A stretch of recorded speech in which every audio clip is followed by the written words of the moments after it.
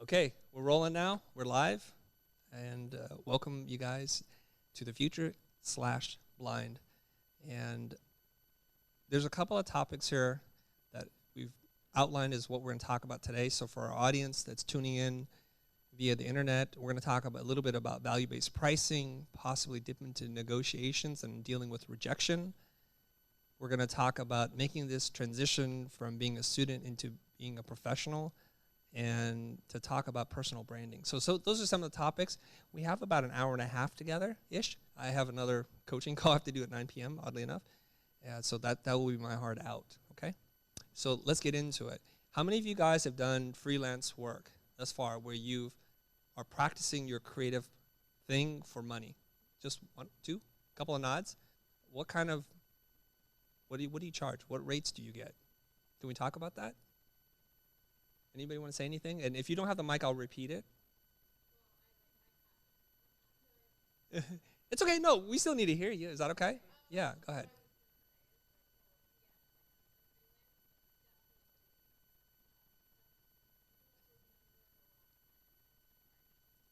Okay, so you volunteered. Okay, so what's your name? What's your name? Alexandra? Okay, so you freelance, but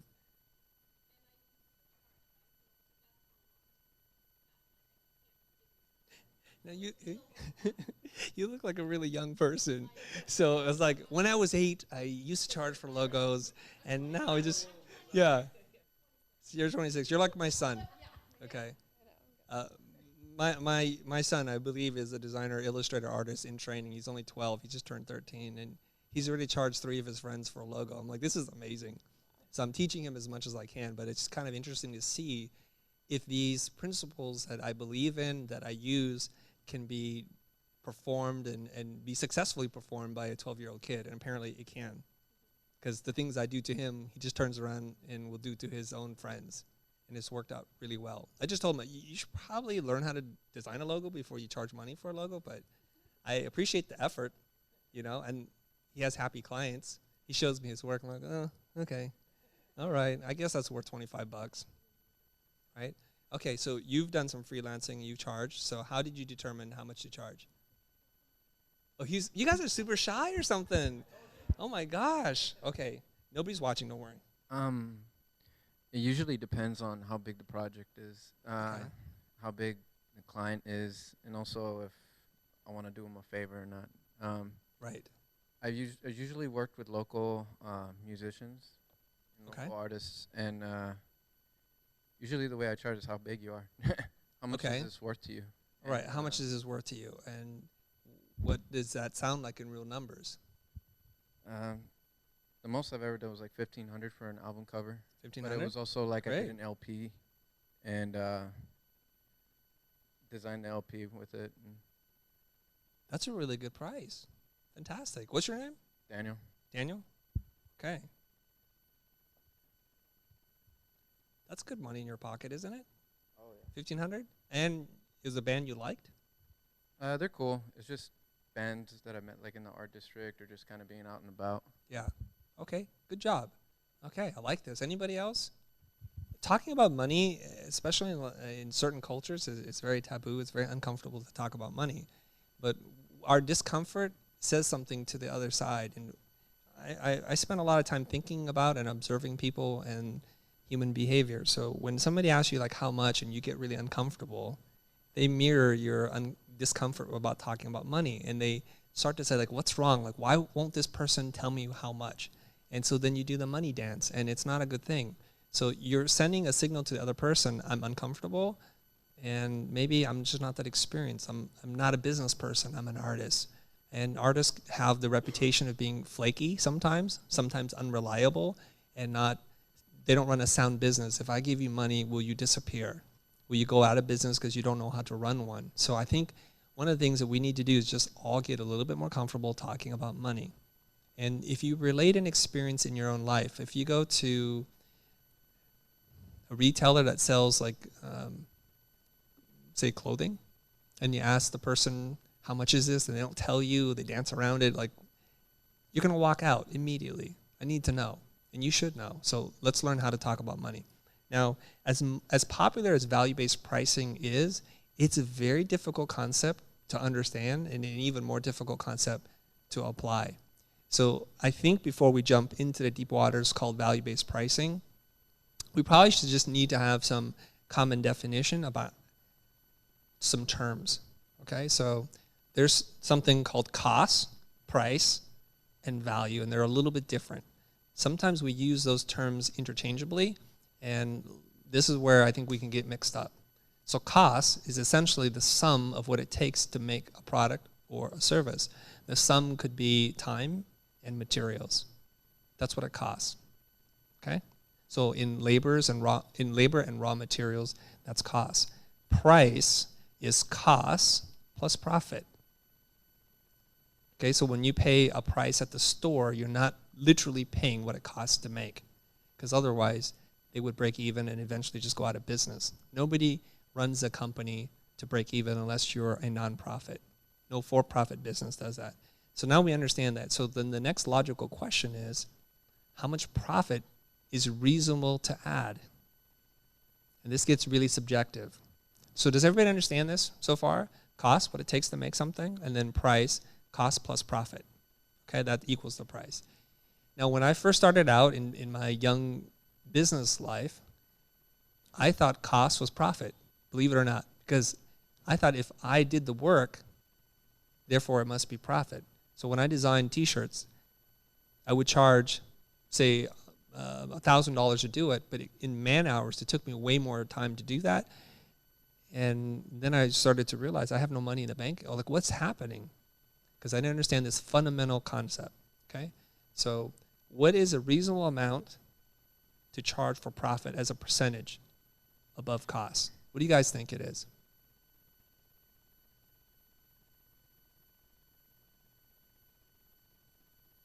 If you guys want to do a staring contest, I will win. Just letting you know. Just yell it out. There's a microphone above your head. Anything. There's no wrong answer. Thank you for calling somebody. Yeah. Thank you. Put the heat on her. Sophia, where are you? Oh, okay. I don't know, like 8,000. Okay, $8,000? What do you mean, 8,000 percentage? 8,000 what? Can you repeat the question? Yeah.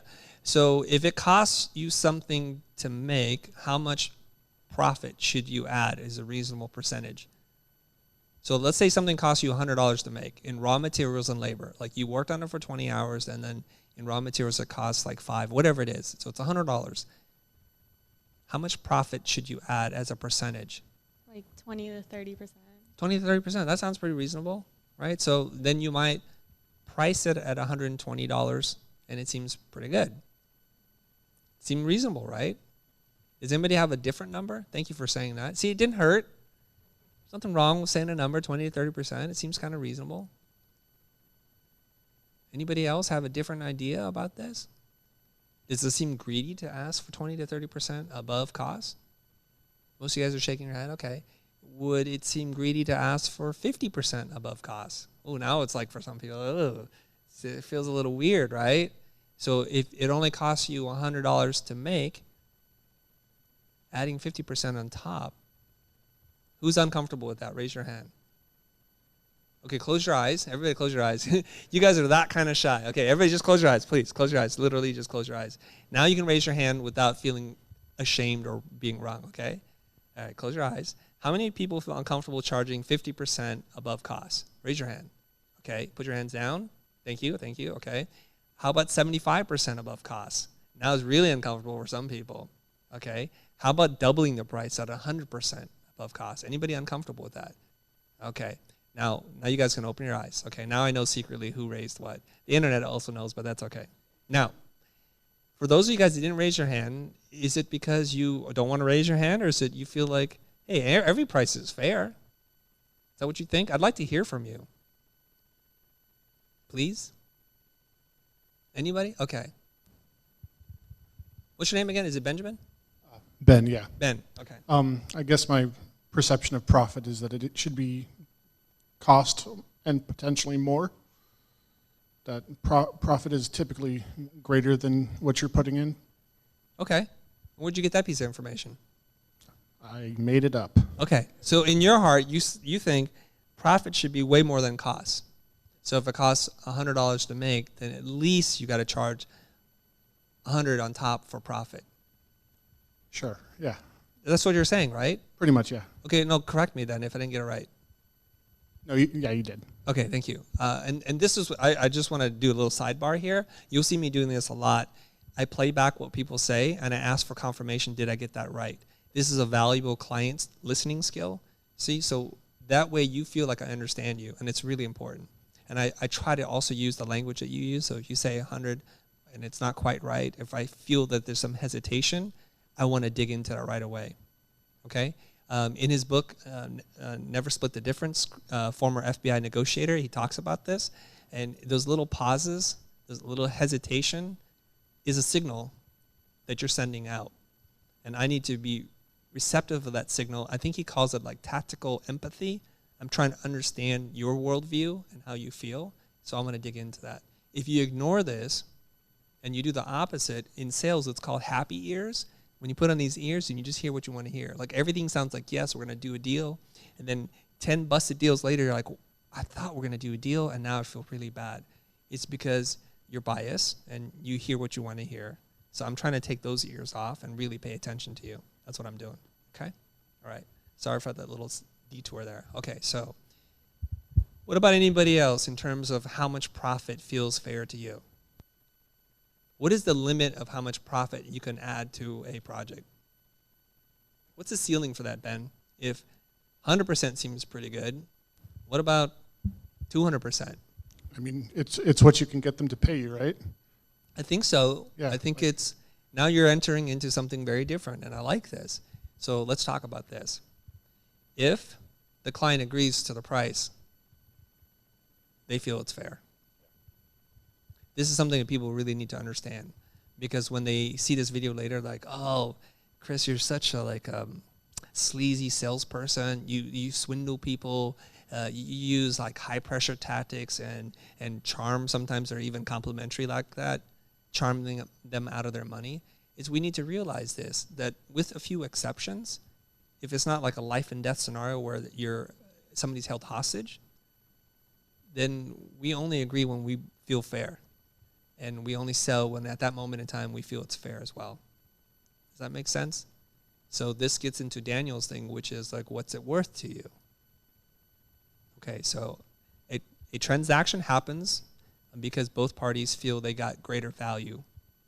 That's why that happens. Okay, now, if you were to find out that I paid somebody $1,000 to design me a logo, then I charge the client $10,000 for hiring a person, making sure it's okay, and delivering it to that person, therefore netting $9,000 in pure profit. How would you respond on an emotional level? And let's talk about it. I'm just testing here a little bit because I don't fully believe all of you just yet. I just don't believe you. I'm a little suspicious like that. It happens when you get old. What do you guys think? Does it feel right? It doesn't. Could you talk about it? This is going to be a tough one. This is Cal State LA, right? Represent, you guys. Represent, right? You know, the internet's watching. It's like, it's what? You're just cooling down. So when you're like really hot, you can't think. Yeah? All right. Chillax for a little bit. Okay, so no big questions about what you're thinking. But I sense from you, although you don't want to say anything, I won't put you on the spot, that you're uncomfortable with that idea. And you would probably be in the majority. She doesn't want to talk. Handing that's going to make her sweat, you guys. Everybody put on your deodorant, right? We're all good? Okay, so I think a lot of creative people, if they were to hear that and see how we work, they would say that that's wrong. I'm some kind of charlatan for taking money from this person, underpaying them, and overcharging the client. I'm screwing both people over. You're feeling that. Get a mic. like a person's sense of value. Like maybe, oh, I'll do a logo. It's worth $1,000 to me or for my client. But say you're able to sell it off, and you can earn like a lot more profit than, to each their own. Like if you're able to do it, then that's great. I guess everyone's still kind of like murky in the waters, not knowing how much to charge and what they're worth or how much they feel like that great into like their own work. So I don't know. So are you like, upset or are you okay? Trying to figure not this out. upset. Like it depends on what end you're on. Okay. What end are you on? I would like to hope that I'm on the other side of the end where Okay. I'm the one charging like 10 grand and Yes. I'm making the 9 grand. Right. Did anybody here want to be the $1,000 person on that end of the deal? Okay, check this out. You're a designer. Yeah. How much? What kind of design do you do? I'm more into like digital publishing and typography. Okay, digital publishing and typography. Like, what's the application of digital publishing and typography? Like layouts or like doing magazines and Okay, like maybe a flyer? yeah. Okay, how much would you charge me to make a flyer? Well, I don't know, like what size do you need it? What 8.5 is it by for? 11. 2 colors. 2 colors? Mm-hmm. Here's the copy. It's a paragraph. Is it for music or Sure. TV poster? Music. It's a Music? flyer. Yeah. What kind of music? Any kind of music you like. Is that important to you? I feel like Does your price change if it's country music versus rock? I feel like it depends on like It what kind does? of scene you're in. If it's like more into like indie or underground, or if it's alternative. I feel like it kind of helps. It's alternative. I don't know, probably like 300. Okay, so 300. Thank you. I just needed to get to a price. I don't really care how you got there just yet. Okay, so I'm gonna pay you $300. Are you happy? And then you do the work, right? And I'm Yeah. not a bad client, so it's like one revision and we're done. And I thank you and I talk to you with respect. And then you see this flyer, same flyer that you Yeah. designed, and I did it, right? And it's out there in the world. And you're like, wow, that's really cool. Nice printing. Good job, Chris. And I'm like, cool, thanks. And then I go on an interview and they ask me, how much did I charge for that? And I say 10,000. How do you feel? You feel different? Yeah, it would suck. Why would it suck? Weren't you happy before? Well, I yeah, literally but- paid you what you asked for, right? Yeah. I didn't even negotiate you, did I? Yeah. I didn't like 200, right? I gave you exactly what you asked for. So why would you be upset? And you're kind of in the normal to be upset by this, by Yeah. the way. I don't know. I feel like more it's like half and half. Like I would be upset. Like damn, I could have charged you probably that same amount Yeah. and earn that money. But if you're able to do it, I'm like, oh well, maybe my work is worth this much, so maybe I can charge Oh. that much for next I like time. that. Okay, I like how you filter that message for me a little bit. So the first time he's upset at himself, Mhm. not at me. Yeah. It's like I undervalued myself. This is good. So I'm borrowing this from my friend Errol Garrison, who says that we have 2 intentions in life. One is to learn, and the other one's to be right. And you can be right if you wish, Mhm. but you'll be very lonely. Yeah. So you're looking at it like damn, okay, learning opportunity. So I choose to learn instead of feeling angry. What did I learn? I'm worth more than that. And the second way you looked at that was not a negative at all. It was a super positive. Like, that says that somebody out there thinks this is worth $10,000. Mhm. So that's the person that I am. So that's validation for you, right? Yeah. Okay. Now, there's a third kind of angry in here, and you've not vocalized it, which I think some people in our audience here would think that I cheated you, that I lowballed you, Yeah. and that I'm unethical in my business practice. Is that true? Mm. I mean, I'm not saying you think Oh, that. yeah. I but don't. is I it don't feel like reasonable? I feel like that. I'll Yeah. probably see it as a learning experience. Like, oh, if someone else values my work, then I should value myself and whatever I do and charge you that much for if you ask me to make another poster. Yeah. Now, I just read this, and I don't have the exact details, but the late Robin Williams, when he was asked to do the voice of the genie in Aladdin, Mm-hmm. he agreed to do it for like a couple $100,000 because he really wanted to make something for kids. And then it becomes this super monster hit for Disney, and he and his agent got really upset. And Disney, not wanting him to feel bad because they appreciate the relationship, they bought him a painting worth $1 million as a peace offering. But you see, in a situation like this, he negotiated the best deal that he wanted for himself and was super content. Mm-hmm. Only after the fact that it was like $100 million picture or whatever it was, that then it became an issue. So the reason why I bring any of this up is because we have to understand, like, we need to learn how to negotiate, to value ourselves, how to communicate that value to other people, and then hold ourselves accountable. Because the rest of it, that's not on you anymore, right? Yeah. Okay. So here's the next thing that you need to know. Why would somebody be willing to pay $9,000 more, or in this case, $9,700 more than what you charge? Where's that coming from? Okay. This is something I picked up from Blair Enns, and he's quoting Peter Drucker. He says, all profit, when it comes to business, all profit comes from risk. All profit comes from risk. Okay, look at the scenario. Did you have any risk when I paid you? No. No, you took no risk. Yeah. Okay. Did the client have some risk when they paid me? Well, no, they went along with whatever. They have some risk Oh, okay. because they're paying $10,000. What if I don't deliver? But I'm the person who's caught in the middle here. Think about it. Okay?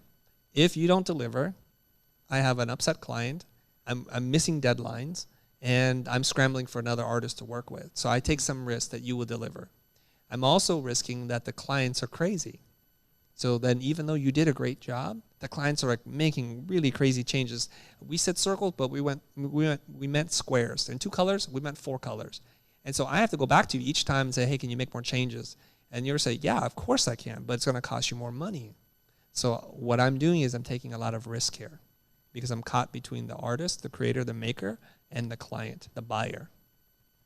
And so if you are willing to take that risk, that's where your profit will come from. And the more risks you take, the greater your profit. So when I quoted the client $10,000, I quoted a flat amount. I didn't say hourly, less risk. Yeah. But I said, I believe I can do for 10 grand. And I'm using all of my business skills to understand what it is they want, the market value of what it is, and to assure them it's going to be okay. And when you learn that skill, you'll be able to charge the same amount. Okay. Any questions so far? This is just my warm-up preamble, guys. You said not to ask you any hardball questions or make you think too much. Thank you for participating there. What is your name? One more time? Okay, thank you for spelling it. I'm a visual learner. Bolivar? Bolivar. Var. Okay. Gotta roll the R's a little bit. Okay, thank you. Okay. Anybody else? Anybody else about questions, ethics, money?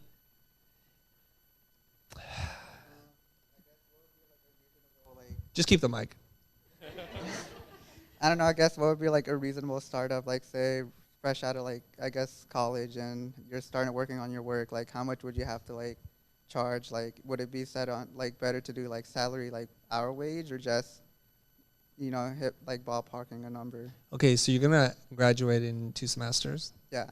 You're going to get out into the real world. Do you want a full-time job or do you want to freelance? Do you want to intern? Because they're all different. Yeah. What do you want to do? A Bolivar? full-time job would be great. Full-time job. Yeah. Doing layout and typography. Yeah.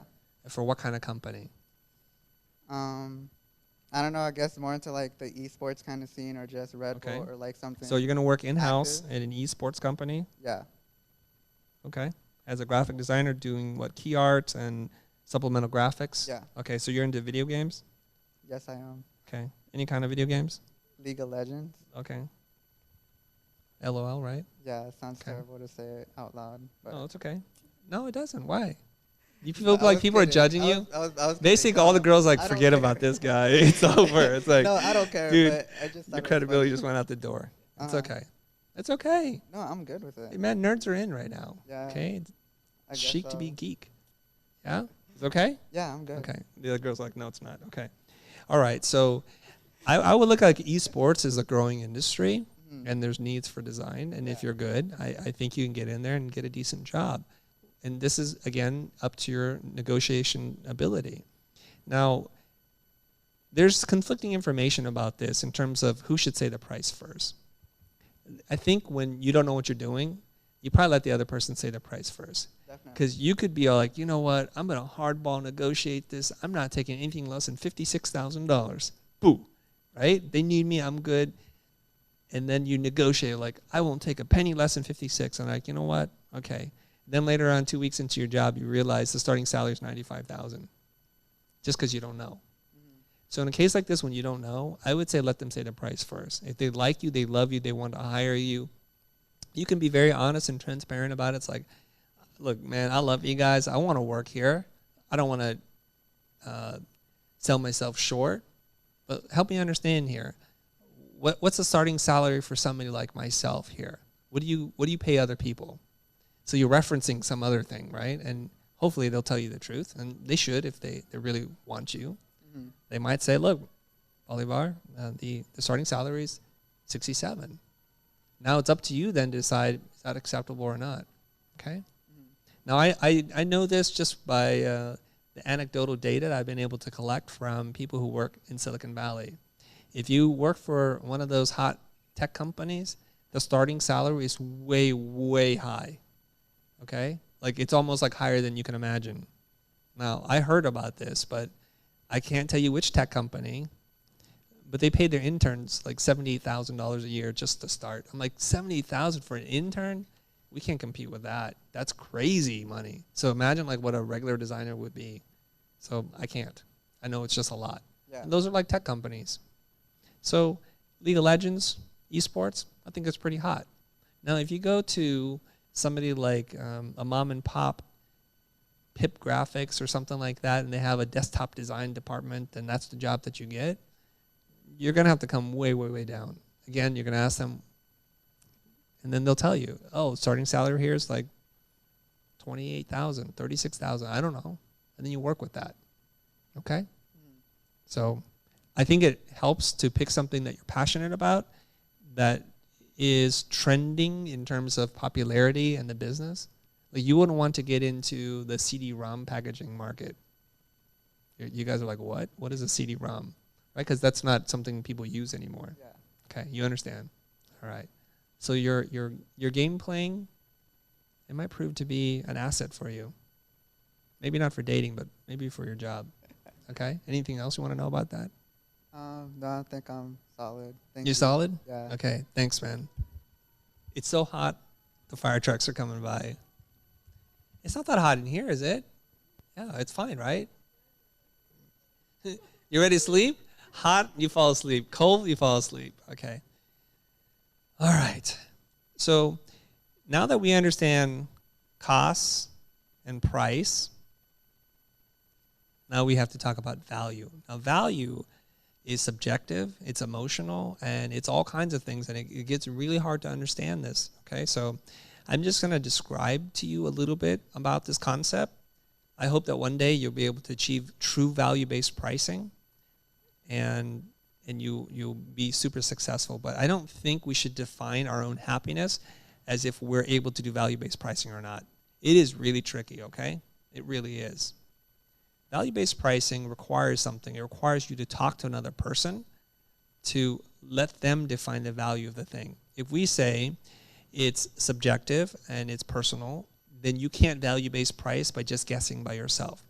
A lot of times people on the internet will tell me, I do value-based pricing. I said, do you talk to the client about money? They're like, no. Then how'd you do it? You're just guessing then. You're just basically doing price, which is this is what it costs, this is what I think they can stomach, and that's it. Okay? So really what you have to do is you have to understand a couple of things. What is the motivation behind them needing some kind of change? Okay, sales is like change management, right? You desire to do something different in your life. And the way I understand it is this, is that all clients seek change. They have a problem, and they know that in order to solve their problem, they have to spend money. They have to buy a product or a service, okay? Let's make it real and tangible for you. Your plumbing explodes at your apartment. You have a big problem. You can't go to the bathroom. It smells horrible. And you know you need to call somebody. So see, the problem requires you to spend money for a solution. Does everybody understand that? Okay? So the change that you're looking for is to restore it back to normal. Potentially to do it better than the way it used to be. Like I want a new toilet now, or I need you to clean out the plumbing, whatever it is. So that's the change that they seek. So when a client has a problem, we need to understand what's the motivation. And motivations are usually emotional and not logical. We need to understand that. So I have to engage with the client in dialogue, asking lots of questions about what their desired future state is. So if they want a website, that's a logical want or a need. I'm sorry. I need a website. Well, why do you want a website? Well, I don't feel like it reflects our company. I'm actually really embarrassed to show it to anybody. And I feel like it's holding back our sales. Okay, so if we could wave a magic wand and solve this problem, what would that do for you and your business? Well, first of all, I feel really good. So that's self-esteem. Okay, self-esteem. And self-esteem has a pretty nice price to it. And we would want it to convert more. Well, how much more? We would like it to convert 3% more in sales. Well, if this were to happen, what increased revenue would that have for you in a month? Oh, $100,000. So over a year, you're saying this change could equal $1.2 million. Are we clear? I'm not even talking about the self-esteem part. And how would that make you feel? I would feel fantastic. I would feel like we're a billion-dollar company. Oh, this is interesting. And then we would talk about what kind of value we would place on that. And then we would assign a price to it. So you can see it's getting really complicated now. You okay? You're giving me like a really like stiff poker face right now. You okay? Your resting poker face? Like, I can't read you. Okay. So this is why the value-based conversation is actually quite difficult. The simplest form is this. I was in Poland and I was doing a workshop, and there was a woman and she was selling insurance. And I was listening to how they sell, and I said that if I could solve some of your sales problems, what would that mean for your business? And she said, I would earn $300,000 more a year. She just said it like that. I said, so in my mind, let's try to come up with a price that's fair to both you and me. How does, I was doing the math in my head, 60,000 sound if I could solve that sales problem for you? She said, I would do it. That's called value-based pricing. She told me what she wanted. She assigned a value to it. We came to negotiation together through communication what it would be worth to her. And how did I come up with the number 60,000? Does anybody know? Any guesses? It's 20%. As a rule of thumb, I generally go with like 20% of value created. So I want to capture a fair share of value created. And why do I do 20%? It's easy in my head. I do 10%, I double it. Super easy. Now you can do as much as 50, 80, 90%. It's really up to you. Okay? So naturally then what people will say is, well, if I pay you 60 grand to help me with my sales process, what kind of guarantees do I have? I said, you have the guarantee. I'll give you my best effort and I'll solve this problem. But there are factors out of my control. If you want me to guarantee this, I'm going to charge you a lot more. Remember, all profit comes from risk. So I'm only charging you 20% of a potential 80% gain for you. You still win. So you're taking on more risk because you get to keep more money. If I charge you $280,000 where your risk is now really low, I get to keep the profit. Okay? You guys have heard of like a money back guarantee. At a certain price point, percentage of profit created, I can guarantee it. Because I'll just keep working on it until it's solved. But you'd have to pay a lot. If you want a 100% guarantee, I'm probably going to charge you really close to 100% of value created. Okay, I think I've lost everybody in the Cal State room. Yes, of course. So what if your prospect is having a hard time articulating the value, and you have to? You can help them. Yeah. How do you step in? Should we role play? Sure. Okay, so what's the client? What's the nature of the job? Okay, so let's say I have a startup. Yes. And I'll be in the tech space. Okay. And it's an app. I see the problem here already. Clever design there. Okay. Startup in the tech, and it's an app. Okay. So they need you to design the app for them and build it? So they're looking for essentially app design, Mm-hmm. including the UI. They're going to need the landing pages and then some social media campaign to go behind it. Dang, you just added a whole bunch of things to this. Okay, sorry. We could just start with just the app design then. Okay, app design. Okay, let's focus on that. Okay. So you need help creating an app. And if all goes well, I'm just going to get to the money conversation, okay? I won't get into the motivation and all that kind of stuff. So if you're able to launch this app in the timeline that you need it by, what is the value of the app to you in launching it on time and doing everything that we talked about? Well, I'm not sure because we have a moving window. We could probably launch somewhere within the fourth quarter. Okay. There isn't really a hard deadline, and we don't have an audience built behind this. So, yeah, I'm not sure really what the value it's going to bring if we launch on a specific date. Okay. So I must have phrased that question poorly. Let me rephrase. When this app launches, regardless of when it ships, what value does that have to you to get this thing into the real world? Well, we're Say the first year. Yeah, so we're hoping minimum user adoption of 50,000 within the first year. Okay, and what does... And we'll probably charge somewhere between 99 cents to $1.99. Okay, so let's split the difference then. 99 to $1, it's like $1.50. So that would equal 75,000 in revenue. Is that about right? It seems about right, but there's going to be add-ons and layers that we're going to build into that. So it could be worth a lot more. It could be. There could be some recurring revenue streams. Okay, and you're thinking about this for the first year, the first month, the first quarter? This will be the first quarter. Okay, so then I'm going to multiply that by 4.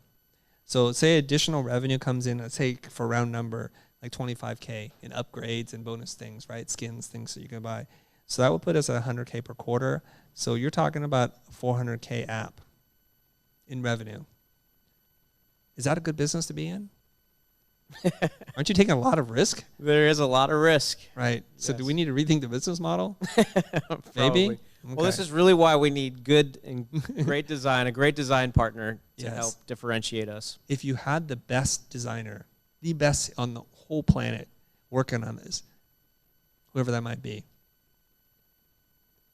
is the best you hope to do $400,000 annually? For the first year? Yeah. Yeah. Okay. Okay. So what percentage of that do you feel comfortable spending for the creation of the app?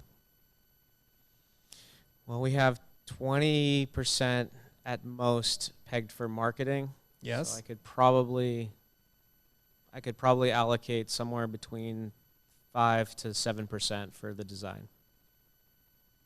Wait a minute. You're going to spend 20% on marketing, only 5% on design? Correct. Okay. Thank you. Thanks, man. 20K. You just doing that, Rain Man? Or you on your calculator? Numbers guy back there. Yeah. We got it. Ricky's got it. Is that Ricky who said that? Yeah. Okay. For $400,000 in revenue, that seems like a disproportionate effort towards that goal. Does that feel right to you? I mean, it's just that I'm under a lot of pressure with my key stakeholders. I've got investors. I've got wife and kids. I mean, this is I know it. this is hard. This is really it's hard for me to find any more money than what we've set aside. Okay. All right. So if you spend the 20K and it's not what you hope for, what implication does that have on your business? The wife and kids, the investors, I mean, I could all that be pressure. out. I could be. I'm taking on all the risks, so I could probably lose everything. Yeah, and that sounds like a pretty risky thing to do for $400,000. I mean, if you could invest $20,000 plus marketing plus development costs and get a $400,000 return, that would seem like a pretty big home run, wouldn't it? Yeah. Okay. There's something that I believe in that this is a Jim Rohn thing about majoring in the minors, where you make a major effort for a minor result. Right. But the opposite is also true, that you make a minor effort for a major result. So do we need to recalibrate this a little bit or no? What do you think? Let me think about it. But I get the sense, I feel from you where I could be flawed in my rationale. Possibly. But I sense from you some apprehension about spending more money than what you think you have to while you weigh the cost-benefit ratio. That's what I'm feeling from you right now. Right. What could we talk about that might help you become more comfortable with that? I guess any guarantees or possibly ways that we could compensate you aside from hard costs. Okay. So we can get really creative here. I see this. Okay. So what kind of guarantee would you need? I mean, if you can guarantee 75% of our number, then I could probably take a percentage of the additional towards possibly a royalty or some type of profit share, which basically means you would have to take on some of the hard costs as a risk. So you're saying if I can guarantee that you hit 300,000, you'll pay me the 20,000. Percentage of the balance. And then a potential percentage. Yeah. Does that seem fair to you? It seems like a pretty wicked deal. Yeah. For one of us. Yeah, Doesn't could it? be.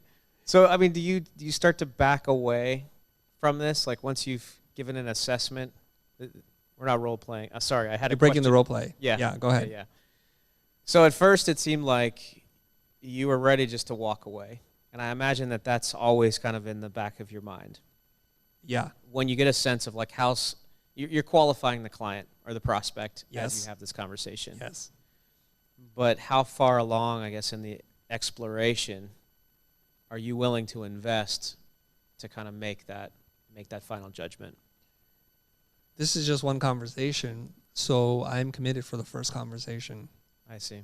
And if the conversation takes, we have to realize here is the bigger the engagement, the longer the sales process.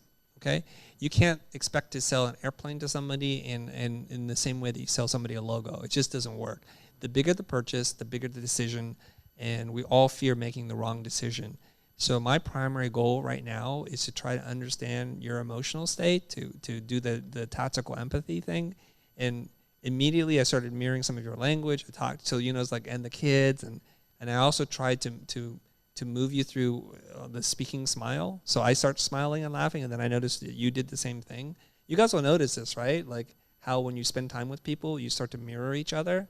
And so if I want to move you to a different emotional state, I reflect that, and eventually you'll do it too.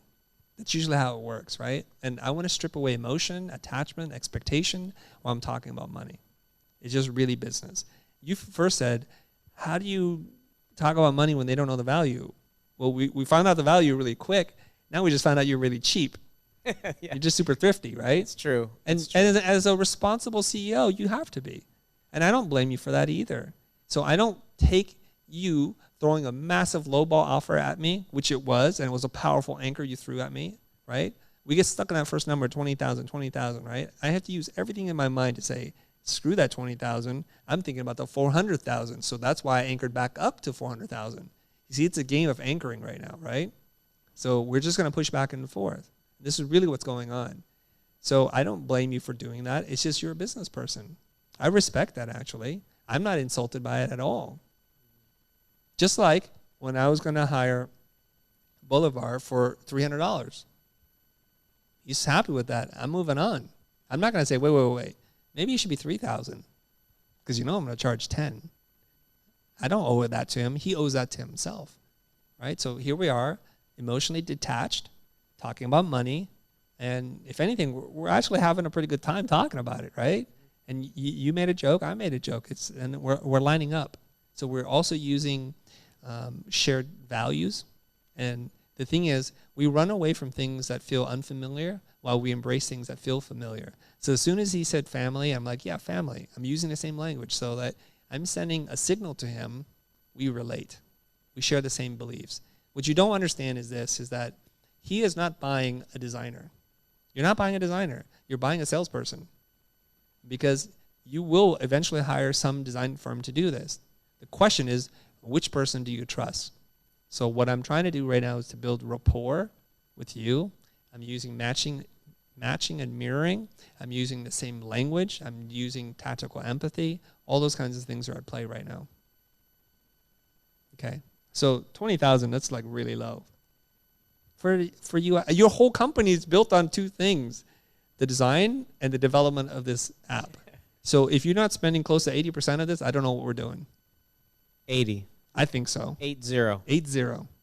I mean, think about it. It's like, guys, we have a new idea for a computer. Let's spend all the money on marketing. It's like, what computer do we have? I don't know. The whole thing is built on this, right? I mean, maybe 50% at least. But see how I did 80, and now he's thinking, okay, it's a much higher number now. I'm not going with your low anchor. Yeah. Okay? So what's the lowest? No, that's not really a fair question. You can ask that. Go ahead and ask it. Be a horrible client. It goes back to your first statement. Ask a question no one wants to ask. Yeah. I mean, how low are you going to go? This is, and Daniel touched upon this too. Like, when do you call in the favor? When do you do it for cost? Are we friends? I mean, you've got a family too, so I guess so. Here's my number one. Here's a rule. I'm not doing any favors for first-time clients. You haven't earned the favor. I do favors for clients who are consistent, loyal, generous. That's who I do favors for. So I just met you. You're a stranger. We're sharing a moment, but we're not friends, not yet, right? 3-4 interactions later, we might become acquaintances and then friends, but I don't give favors out for the first time somebody knocks on the door. That doesn't make sense. So people always ask for that. Here's the problem. When somebody knocks on the door and asks for a favor and you give it to them, that's the relationship you've just built. The relationship is built on you giving me what I want. The minute you stand up for yourself, I'm out the door. Think about that, okay? You will be known as the favor girl or the favor guy. I can always give you the cheap projects and you'll say yes. When I have more money, I'll hire the person who's like superstar. So don't be the favor person. Not at the beginning. Okay, so I rule out the favor thing. Now, your desire to want the job works against your ability to negotiate. The more you want it, the more you'll take anything. Okay, like I love Marvel Comics. If Marvel called me and said, Chris, we need you. Oh, yes, you got me. Because I just want to do it. And as a business person, I have to reconcile the passionate dork who wants to do it versus the business person who has to be responsible for his business. So I employ people. If I consistently make bad business decisions, I have to let them go. That has a financial implication and an emotional implication to their life and their well-being. I don't want to do that to them. They have to be accountable. Okay. That was pretty good. Thank you. Okay, what else? Oh, you guys, you don't need to do that. Come on, guys. That was fun. Oh, look at this. An amazing moment has happened. It's a Grace? Okay, Grace. Take it. There, you did it. See? You learn I don't bite. Not yet. Okay. So you spoke about doing favors, and Yes. as a rookie designer, you're probably not charging that much. At what point do you start raising your prices Yes. and not lose those clients Okay. that you've done favors for? And Okay. you want to raise your price. Yes. Grace, a couple of things to think about. I assume when you were born, you're not the size that you are today. And you had baby clothes, and you had toddler clothes, and you had adolescent clothes, and now you're like in woman clothes, right? So each time you grow, what happens? You throw out the old stuff. Same thing with clients. Every time you grow, you're going to lose some clients. It's okay. You've outgrown them.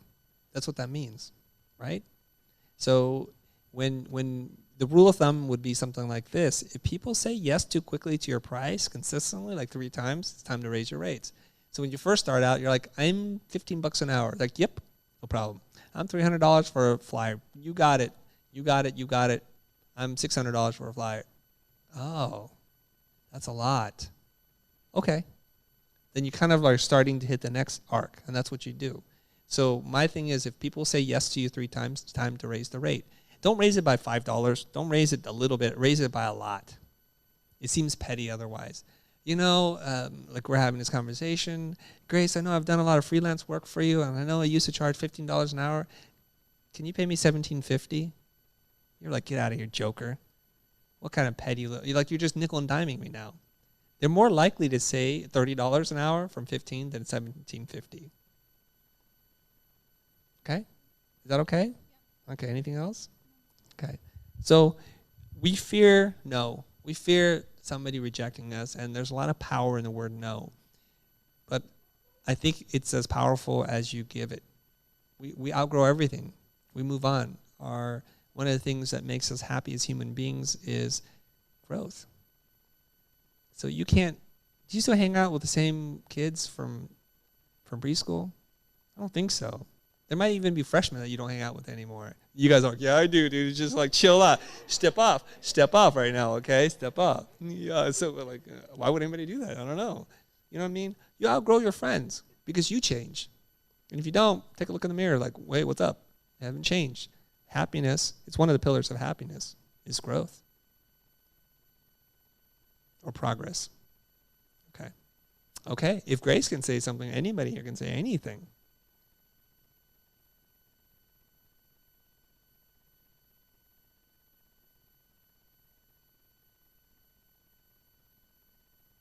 Go ahead. It's Daniel, right? Yeah. Now, I feel like freelancing is one thing. Like, I can understand that you're also your confidence, and if you believe in your own abilities that you can kind of grab anything you can price anything you want. But how do you go after a big project? Are those the type of things that kind of just fall into your lap? You trade up. We play a trading game. We leverage one project. I think I read somewhere that the secret of the rich is they understand this key word. It's called leverage. Leverage is you trade this for that. You just keep doing that, right? So you do an album cover for a little indie band, and the indie band gets hotter over time or something, or they have a hit record or a hit something. And then you just say, what's the next bigger band up the chain? And you're like, I did this thing for this band. Like, oh, that's credible. Let's see that. And you just keep moving up. So you go from obscurity into doing internationally known working with internationally known clients and brands. You just keep trading up.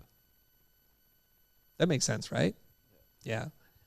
Something that I learned from Stefan Sagmeister, who's all over the news for like retiring from professional work today, is that when he would work with an artist, he would request that he get, say, 100 copies of the album. CD, whatever it is he designed. And then he would take that and use that to send out as marketing to other artists or potential clients. And it's kind of cool that way. That's how he would trade up. People like music too, so if you send them something physical, tangible in this digital age, it stands out. So that's what you do. You're sending them a piece of your work along with something that is part of pop culture. It's kind of cool. Okay, so you just trade up. I mean, if you think about it, you're in college because you traded up from high school. You traded up from middle school to high school, and it just goes on and on. You just keep trading up. Another question I had was, when a client starts getting nitpicky, Yeah. what's the best way to deal with that? Okay. Are you annoyed when they nitpick? What's that? Are you annoyed when they nitpick? No, I think it's when we agree on something and then they change their mind later. So when clients change their mind, does that annoy you? That does. I think I asked you the same question twice, but I got two different answers. But that's totally cool. Like, the way I kind of see it is like if someone is unsure about something, and usually I've gone about it where like I'll work on it and I'll work on it, and the first time around, if you get it back and you're like, hey, I'm not cool with this, or I'm not really with this, I'll be like, okay, Yeah. I can work on it from here. Okay. The second time around, that's when I'd probably get annoyed. Right. Okay. Have you ever stayed at a really like luxury hotel before? Yeah. What do they treat you like?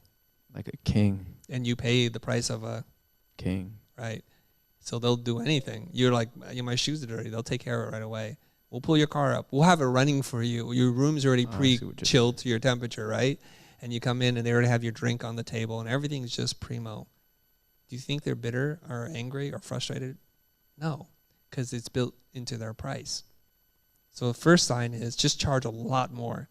They'll call you anytime of day. You're like, yes, Mr. Alternative music or Miss whatever indie band. I love this. Call me anytime, day or night. So we feel that frustration, and the frustration is directed towards our client, but it's facing the wrong direction.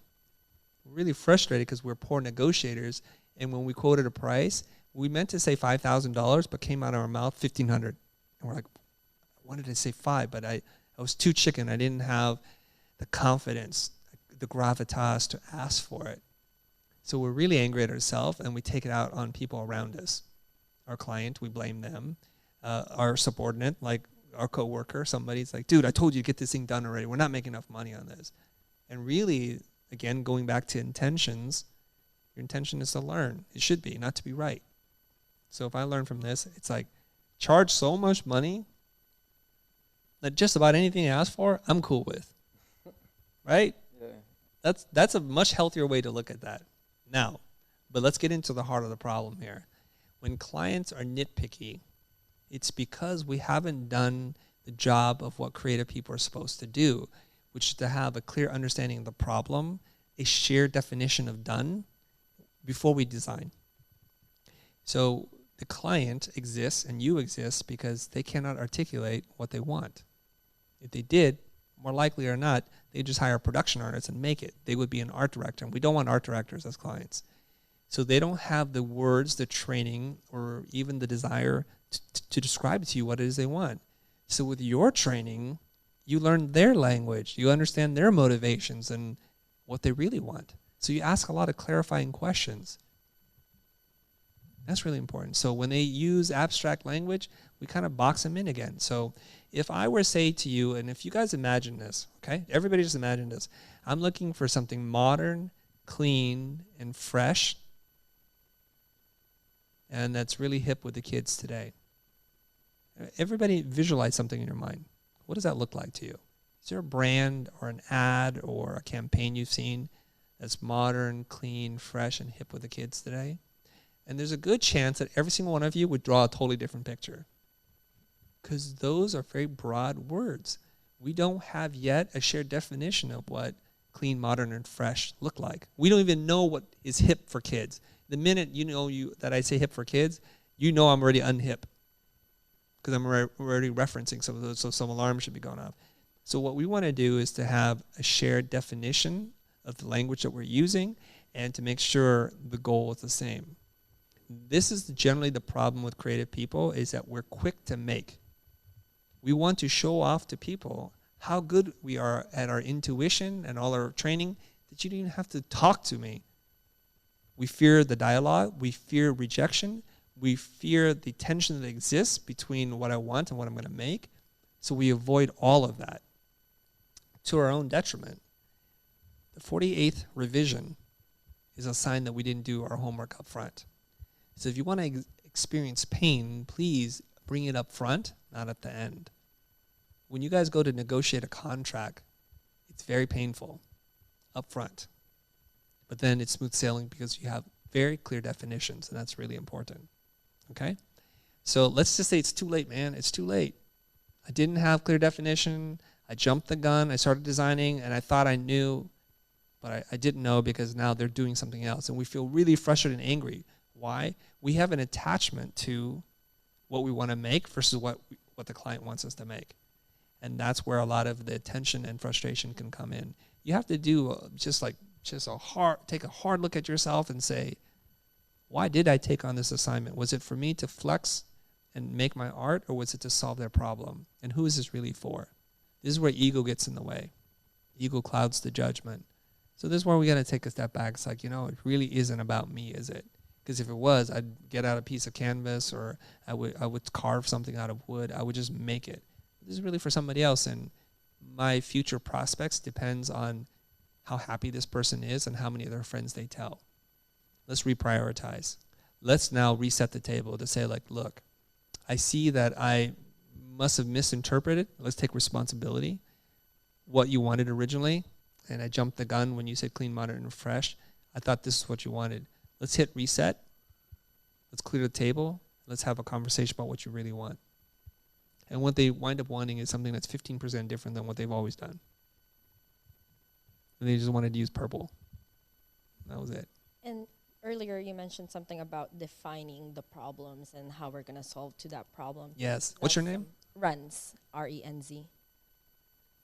And then is that something that you put in like in contract, or is that more just like a verbal communication that you have with your clients? Yeah. Okay. That's a really good clarifying question, by the way. Right? Your question frames the problem. You're asking me, and I just want to take a moment to point this out. Is it a verbal thing or is it in documentation? That allows me to kind of get in your mind. It's like, oh, I understand where you're going with this. This is good.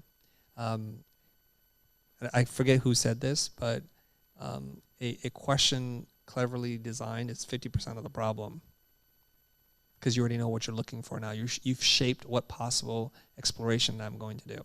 Okay, I think there is an unreasonable expectation on how great contracts can be to save you from having the difficult conversation. Now, in our minds, we think we have this ironclad contract, which costs you a fortune to write. Trust me, attorneys are not cheap. And that you can actually pursue it. You can actually go through with all this stuff. The reason why the clients are your client and not the other way around is they have a lot more money than you. And I've found out firsthand in several cases, believe it or not, whoever has more money usually wins the lawsuit, because you get buried with your own thing. So don't use the lawsuit or the legal contract as your parachute, because at the end of the day, you're going to value your mental health and your productivity more than like, well, it says so in the contract, paragraph 3B, that this is supposed to be done. They're going to look at you like, so? What are you going to do about it? Oh, never mind. I mean, that's what's going to happen. So let's have the conversation first. The contract is just a documentation of what you agree to. Okay? So when we talk about having clarity of goals, we need to ask those kinds of questions. And we want to take note of both tangible and intangible things, like qualitative and quantitative goals. They're both very important. Okay? Let's talk about some quantitative goals, things that can be measured. It needs to be this dimension, that many pages, these colors by this date. Those are all the quantitative things, and they need to be recorded. Those, there's usually like no fudging around. It's black and white. Where these colors, that many pages, this date. Okay, got it. Now we get into the qualitative stuff, which is much harder to figure out. Clean, modern, and fresh. What does clean look like to you? Can you give me an example of something that you've seen that fits the description of what you're talking about? No, I don't. Then you throw something out. Do you mean like this brand, like Aesop? Or do you mean like this brand, like Clinique or some other brand? They're like, oh, yeah, right? Let's say. So then what you want to do is, before you even start, take a moment to pull scrap together and say, look, you said these words, then you agreed that it looked like this. Did I get this right? Notice very little work has been done, mostly verbal, understanding, identifying, and then pulling reference and saying, yes, okay. Now, if I go back and design something that feels like it fits within this family of design that we're talking about, is this what you want? Yes, it is. Fantastic. Now you can design, and you'll realize something. You'll explore less, get more done, feel more productive, and have fewer revisions. This is a critical step. There's something that we do called stylescapes. It's the bridge between thinking and making. It's a very critical step in between. It's a bridge between those two things. So you have an agreement in ideas, but you don't have an agreement in form. And what you do is you make stuff, and you suffer under the IKEA effect, right? The harder you work on something, the more you fall in love with the thing that you make. We know this. We've all owned IKEA furniture. And it's like, that black shelf is like $45, but for some reason I love it, because I was just sweating in my apartment working on that thing, and I worked really hard on it. So what we don't want to do is to spend more time working on something that's just not going to work. We fall in love with the things that we make. And there's also something called the sunk loss bias. You've already put in all this time that you feel like to abandon it, you can't get your time back. So you just keep going more and more into it, right? There's a movie about this. It's called The Money Pit, when they buy a home and everything goes wrong with the home, and they just keep putting more and more money because they don't want to leave because now they can't get it back. You want to say something? Okay. Little Nat. Okay. All right. That was good. Are you thinking about anything else? Rents? Okay. How about the back two rows? Anybody? It was Sophia, right? No. What was your name again? No, behind you. You're Sophia? Oh.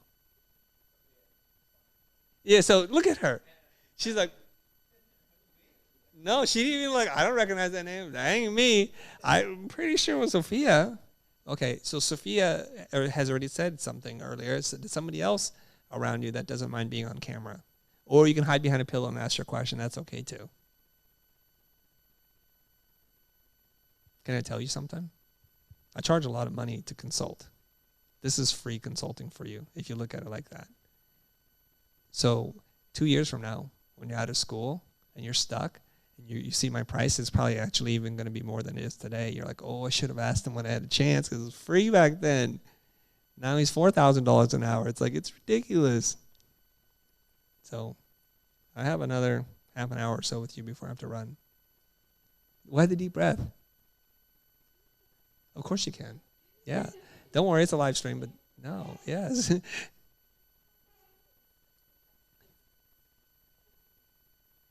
Anybody else?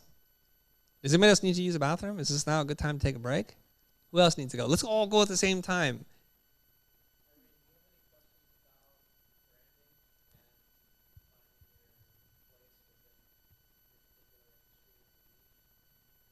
Which one's Irene?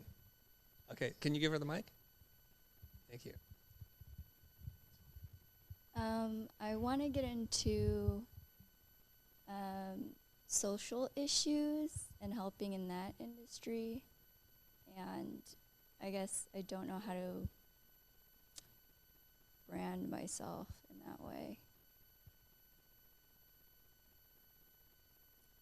Okay. Irene? Yeah. Can you rephrase that I want to get into... as a question? As a question? Yeah. How would I brand myself towards the industry of helping in social issues? What kind of social issues are you passionate about? I'm into a lot, but mine would probably be environmentalism. Okay. Conservation? Okay.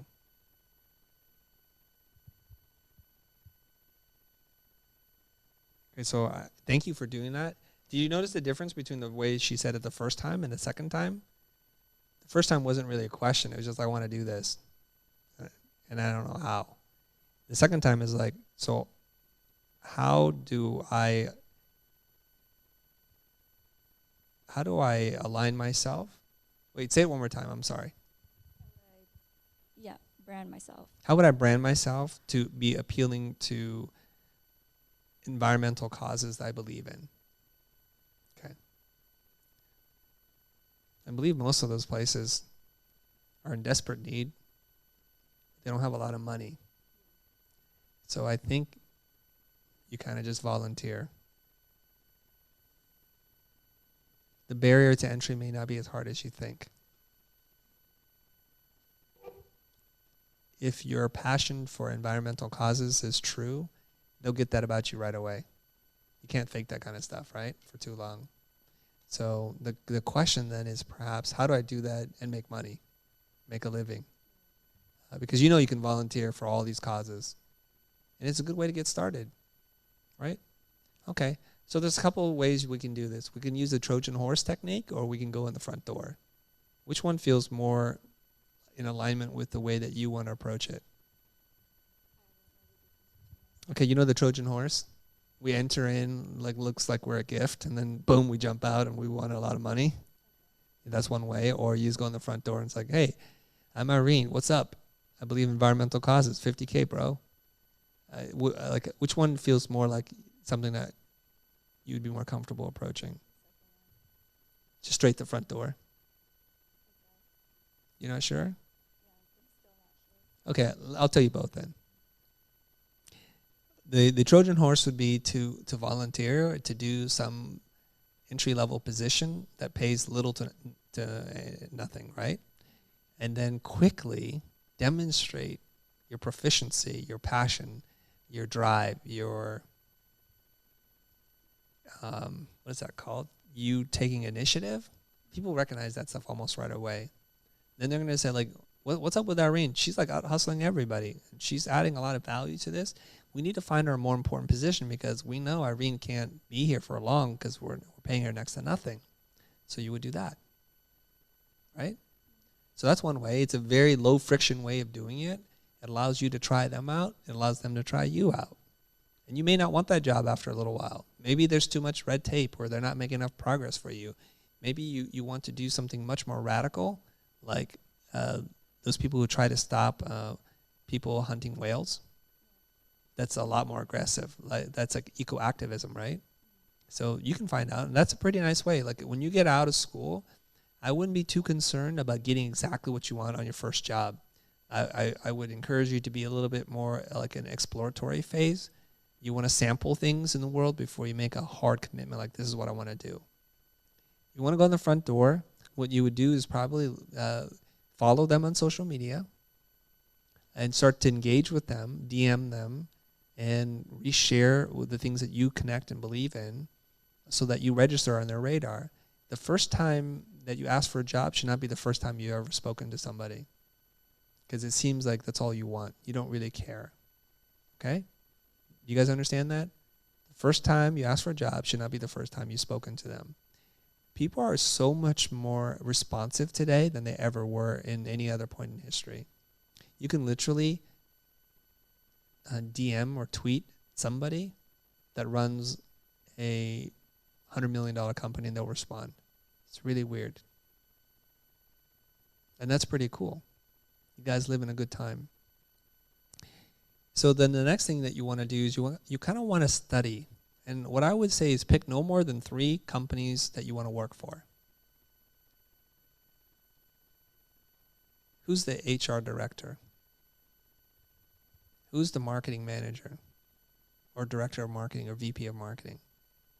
Typically, that's the door you're going to come in through, is either under the marketing department or human resources. So connect with them on LinkedIn. Say, like these people have rallies, they have drives, and you should show up. Get to know them and build a relationship because they'll remember you. So that when you're ready to ask for the job, say, like, if there's an opening for a designer with my skills, I would love to be considered for the position. And that's how you would begin. So a lot of this is like matchmaking. You want to be as appealing to the person that you want them to fall in love with you as you can be. So meet them more than halfway and you should be okay. All right? Does that answer your question, Irene? Yeah? You have a follow-up? No. You sure? 100%? Money back guarantee. Okay, thank you.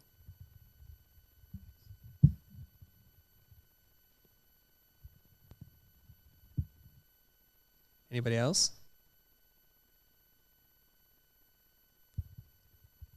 I just got this text message from Ricky saying some students are here. Oh, thanks. Yes. Where's the mic? Oh, Angie has one. I'm sorry. Where's Angie? I'm here. Oh, okay. Hey, Angie. What's up? So, Thank you for asking a question. yeah. So I'm sort of interested in like branding and, identity design. If you were to make a logo for a company and say they copyrighted it, or would you copyright it and then would you continue to get money from that, or would it be like a one-time payment and be done with it? I see. Good question. You guys understand the question? If I make something, is it possible for me to license it versus do a work for hire agreement? Work for hire means they own everything. Once you give it to them, you're done. That's usually how most of these things are done, work for hire. There is on an occasion that a graphic designer is able to get a royalty or license to work to people. And if you can get that, you're doing much better than most of us, including myself. I've never not been able to license my design to anybody. Okay, so it's a good goal. Just not that many people I know have been able to do it. I know like one person. Okay, so how can you enter into a licensing agreement when you price the project so high that the client can't afford it? Enter opportunity. Okay, that means that they really, really want you because you're so good at doing what you do that they will bend to whatever terms you come up with. So let's say you say, I want to get paid $40,000 for this logo. I'm like, oh my God, we want you, we love you, can't afford it. You're like, it's okay. You can just go on the wait list and whenever something opens, or not. But I know we really want it. We just can only afford $10,000 now. Well, you can say, let's enter into a licensing agreement. I will license the logo to you every year for the cost of, say, $15,000. They agree because they're thinking 15, no problem. By year 3, you're out ahead. Every year after that, you're doing pretty good in life. You still own it. Now, when it gets into like copyright, I don't want to give you an answer that an attorney would sit there and shake their head and like, Chris, don't give out legal advice. But here goes. As a creative human being, everything you create is already copyrighted. What you need to do is you need to register it to establish a date in which it was created. Okay? And there's very simple things that you can do with the United States Patent and Trademark Office, USPTO, and to send in your works that way. So at least it's on file. So when a dispute comes up, you're like, okay, so my trademark, my copyright predates yours, and now we have some provenance as to, not provenance, at least a timeline as to when something was made. That's all that is. Okay? Thanks. You're welcome.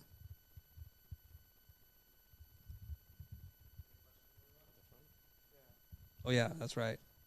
Just going back on like how having be able to apply to new places and getting to know like your clients or like potential people to hire you. Yes.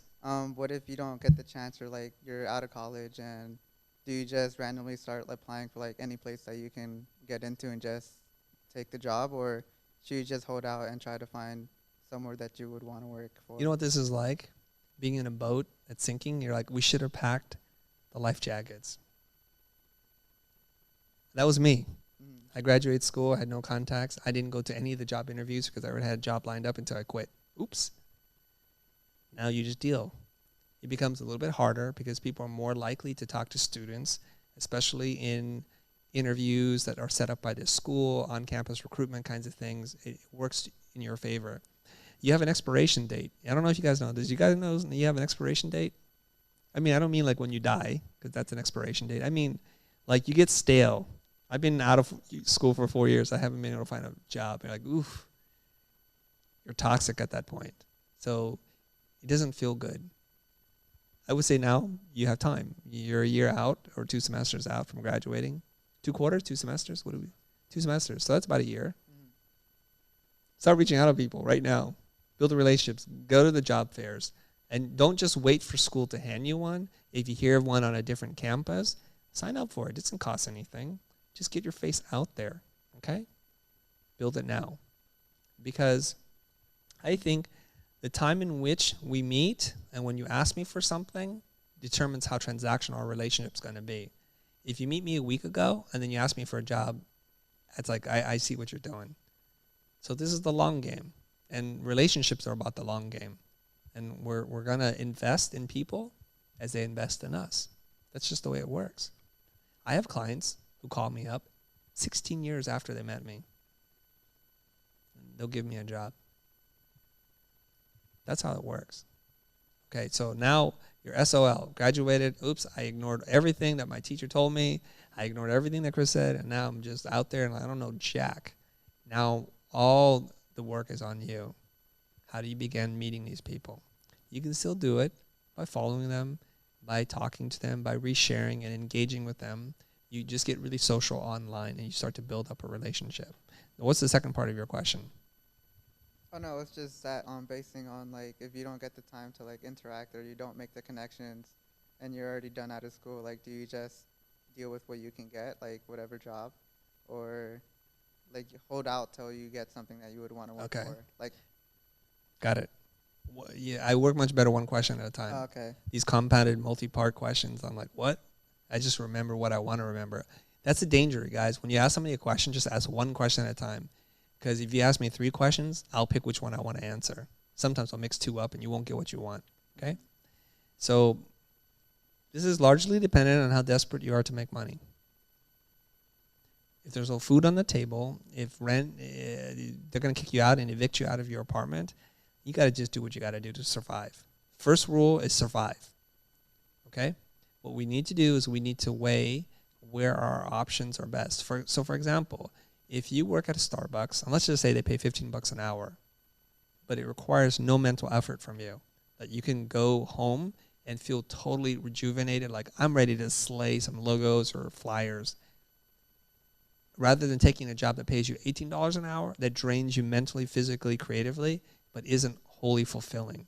I would opt for the lower paying job because my mental space, my frame of mind is more important to me than the $3 difference between those 2 jobs. Okay? People need to realize that. Starbucks pays quite a bit. It's not a bad job to be a barista. Okay? While you sit there and contemplate the future of your life. Now, I don't like entering into negotiation of any sort, desperate. By those very words, you'll take anything. So the thing is, people that are desperate, they give off a certain scent and a vibe that makes them not appealing at all. It's like, I thought your work was really good, but the way that you're acting right now is making me suspicious. Think about it.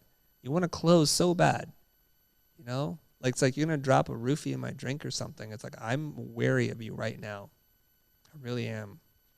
So even if you're super desperate, like you haven't eaten in 2 days and you've been living out of your car, you shower, you just sum up the courage and you walk in there like, I don't need this, I don't want it. We'll see what happens. Then you'll get the job. It's the paradox of power control and wanting something. The less you want something, the more people want you. It's really weird because you smell like desperation, and that's not a good scent. Okay? So you have to trick your mind, trick your body into thinking, I don't need this, I don't want it. See what happens. But don't be desperate. Third question. See, this guy has 3 parts. It's crazy. This is compound interest here. No, that was it. But Liar. thank you, though. Are you sure? Yeah. No, go ahead. I made fun of you. Go ahead and ask the 3rd question. Did you have one? I did, but See, go ahead, do it. I See, blanked out. I thought I heard you. I'm pretty sure we replayed a tape. He had like 3 questions in there. I just can't remember. I just can't remember right now. Me neither, so it's fair. Yeah. All right. Pass the mic, please. And thank you for going right to the end of your Yeah. time here. Appreciate it, Chris. So it kind of touches upon brand positioning for them Yes. at this stage in their career. Better to be the generalist who does print design, web design, app design, or better to define who they are around a specialty and position themselves that way? I love this question. I literally had a coaching call this morning, and I'm going to do another one in 15 minutes on this exact same debate. Okay, let's get into it. We'll end on this, okay? Guys, here we go. Just loosen up here. All right. Creative people are inflicted with a disease. We crave the new, the novel. We don't want to fall into rut or routine. So we just chase after everything that's new and different, because the thrill of learning new things is super exciting to us.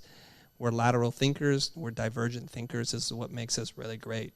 It also makes us horrible at developing deep skill, deep expertise in something. On the one side is somebody that I would consider an amateur, somebody who doesn't have the experience, who has to compete on price, for which there are many replacements for. The more replacements there are for you, the more you become a commodity, the less money you are going to be able to charge. You're at the whim of the market. We understand this, right? And the more you are positioned as an amateur, the less control you have over the engagement. Also a pillar of happiness. One of the 4 pillars of happiness is perceived control. On the opposite end of the spectrum is what we would call, like, say, an expert, a master, something like that, a guru, whatever. Experts have few replacements for, have deep knowledge and expertise in what it is that they do. Because there are few replacements for, they command a price premium, and they are usually in control and in charge. Anytime you want to talk to a rocket scientist, a chemical engineer, a biochemist, and you don't even ask. You just say yes and how high, right? So how do we gain deep expertise? By doing something over and over and over again. That's how we do it. Malcolm Gladwell calls it the 10,000 hours. Bruce Lee's famous quote is, "I don't fear the man who's practiced 10,000 kicks one time, but I do fear the man who's practiced one kick 10,000 times." It's because you're not good at any kick unless you do it over and over again. But this is the internal battle that you will wage until you're dead. You think, I want to do lots of things and I'm more powerful, and our schools reinforce this idea too. Now, it's okay for you to learn lots of things if you're into philosophy, literature, music, art history, architecture, fashion, photography, but the face that you present to the world needs to be highly specialized and deep in your expertise. IDEO calls it the T skill. The letter T, it's really deep on the stem. Crossbar, not so much, okay? And there's some variations to this. I like to say something like, externally, you want to be a specialist. Internally, you want to be a generalist. By learning lots of things, it makes me more powerful and able to connect more ideas. But the external image is I make logos hand-lettered using serif typefaces for the esports market. Now, when the world needs something, an esports company needs hand-lettered logos that are serif typefaces, you will get the lion's share of that project. That's it. They're going to call you. And they need to work with you because you have no replacement. That makes sense. Now, the downfall of being a generalist, as it's presented to the world, is in any single category, whether you do identity design, animation, layout, typography, font design, all these kinds of things, somebody exists in the world that's already an expert of each one of those things. And at any point in time, when the clients can afford a little bit more, they will most likely pick the expert of that thing versus the person who knows just a little bit. There's one caveat to this, is if you're a strategist, if you do strategy, actually it's the opposite. You don't need deep knowledge in one thing, you need broad knowledge in many things. Because what you are, you're a connector of ideas. You're not in the making space anymore, you're in the thinking space. That's why art directors, creative directors, and strategists can stay in a space of broad general knowledge. So to sum it up, you want to be an inch wide and a mile deep in your expertise, at least externally. Okay? That's it. Nice. Thank you. Are we good? Okay. One more question? I'll take one more if you guys got a quick one. Ben? No? All right. Valerie? Last call. Nothing? Going once. Like you said, $4,000 an hour. This is soon to be. I'm only $1,000 an hour now. See how I anchored that? See, 1,000 seems much more palatable. Super important question. Can we get a photo with you before you peel off? Yes. All right. Let's Okay. hear it for Chris. Okay, maybe somebody, yeah, I can do that. Okay, Thanks everybody. So thank you everybody for tuning in on the live stream. This is up on my personal channel. Guys, don't forget to like, comment, and subscribe, and let me know what you guys think of this episode. And let's give ourselves a round of applause. Thank you.